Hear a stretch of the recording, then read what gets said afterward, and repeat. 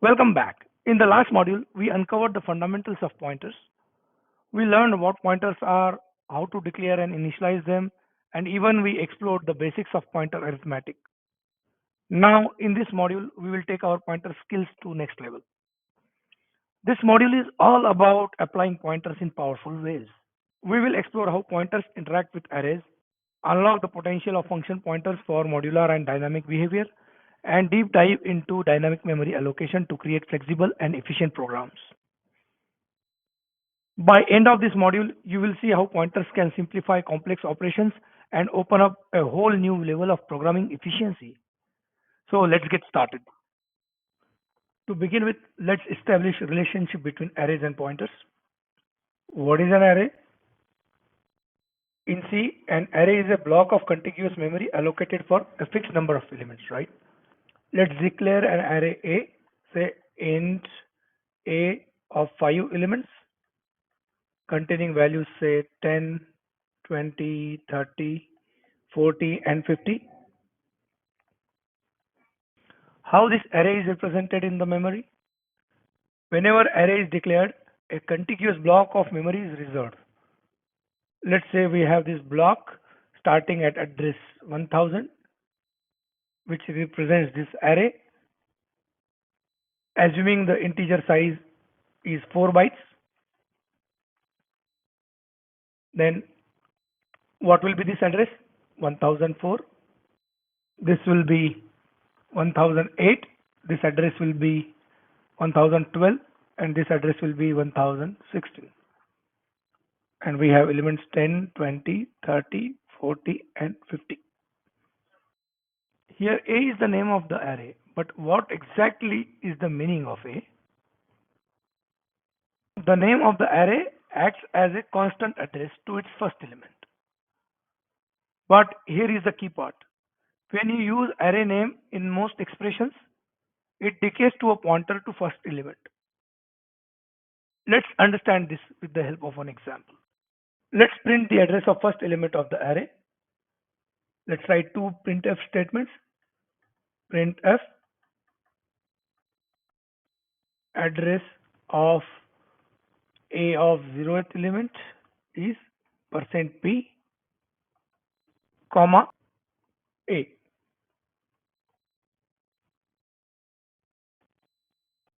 Printf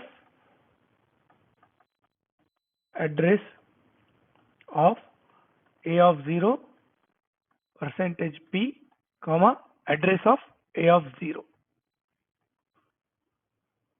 Output of this statement will be 1000, as first element's address is 1000, and output of this statement will also be 1000, because in this case we are getting the address of this first element using ampersand operator. And in this case, what is happening?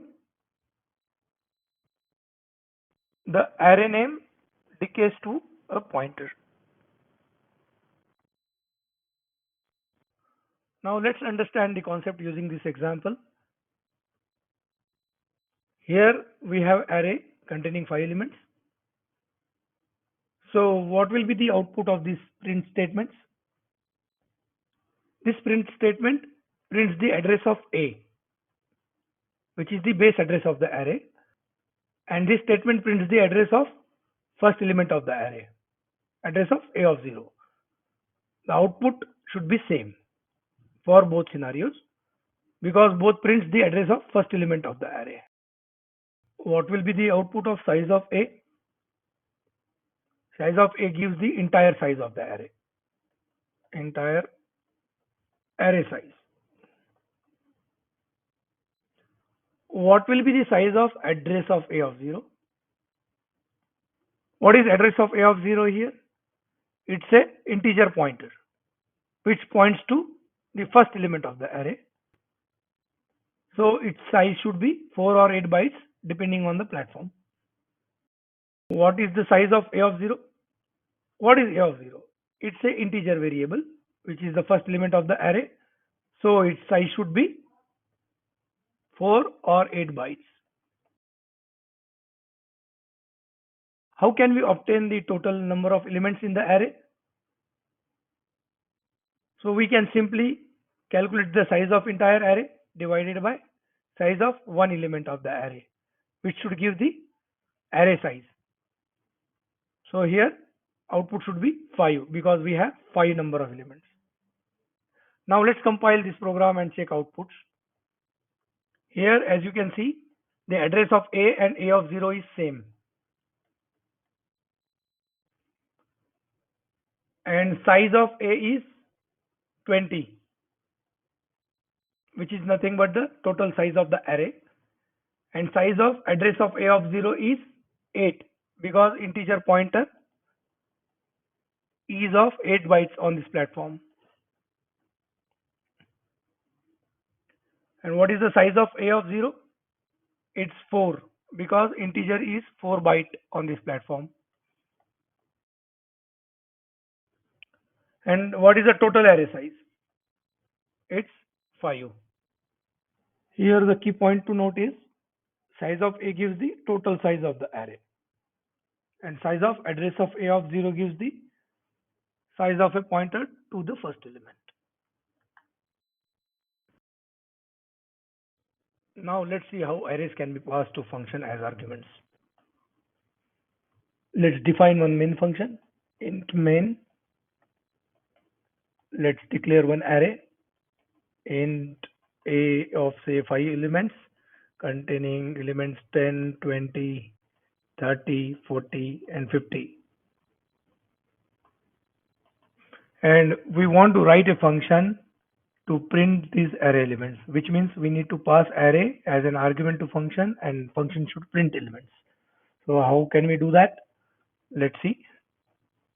Let's define one function, void say print array, and let's take a array pointer as an argument, and we'll discuss about the second argument. Let's write one for loop to print for I equal to 0, I is less than what here? I plus plus and printf percentage d p of I. This statement will print the each array element once we iterate through the loop. But how do we find the length of the array to iterate? As we discussed earlier, is it possible to have code like this? Size of p divided by size of p of 0. Can we find total number of elements like this?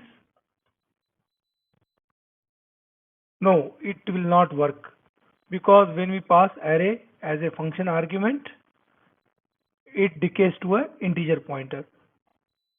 So for example, if we call this function print array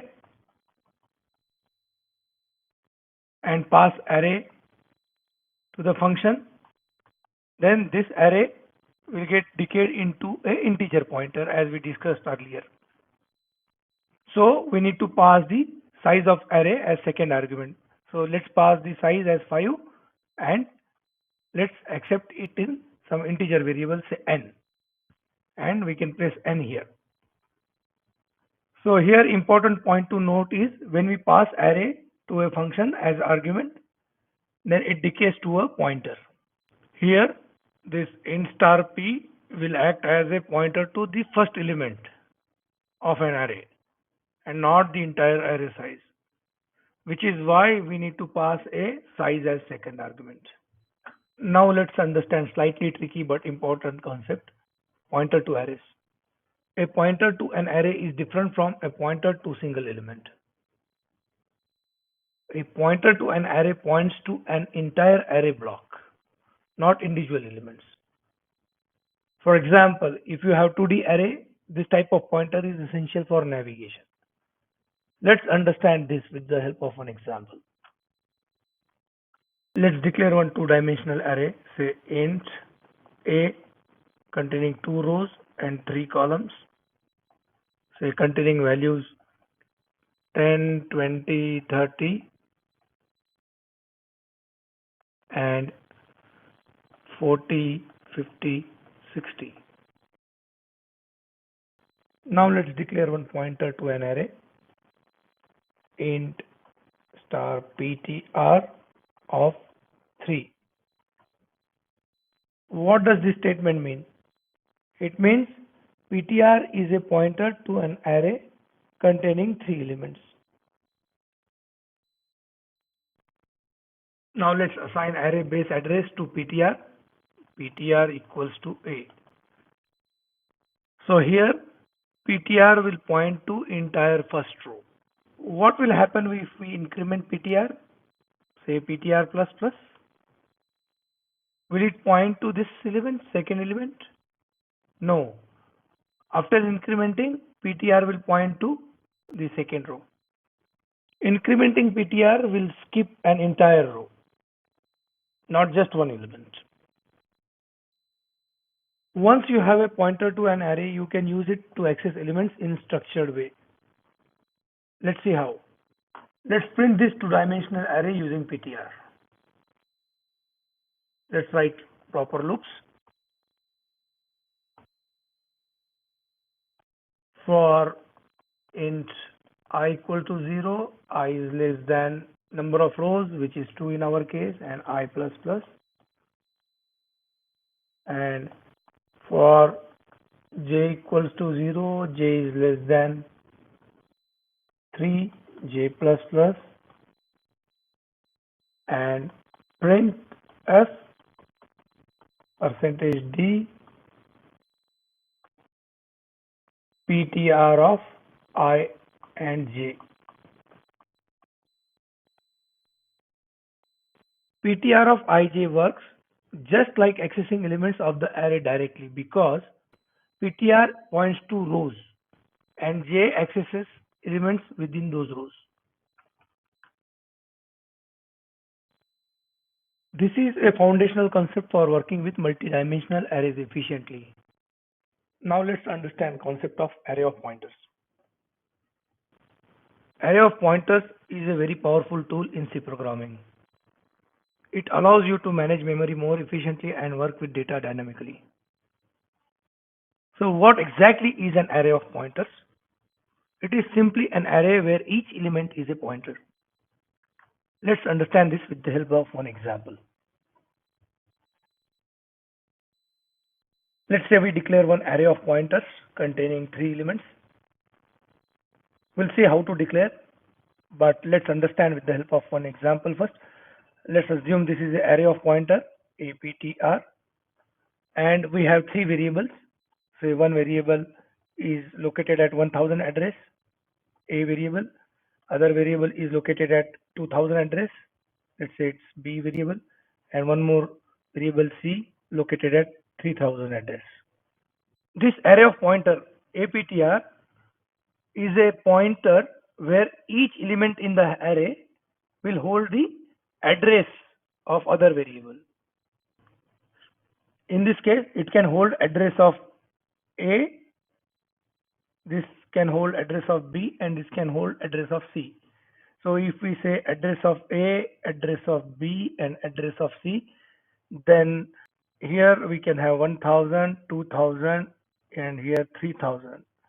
So this array of pointer will hold the address of other variable, not the actual value. Let's understand this with the help of code. Now let's understand array of pointers through this code. Here I have declared 3 variables a, b, and c containing values 10, 20, and 30.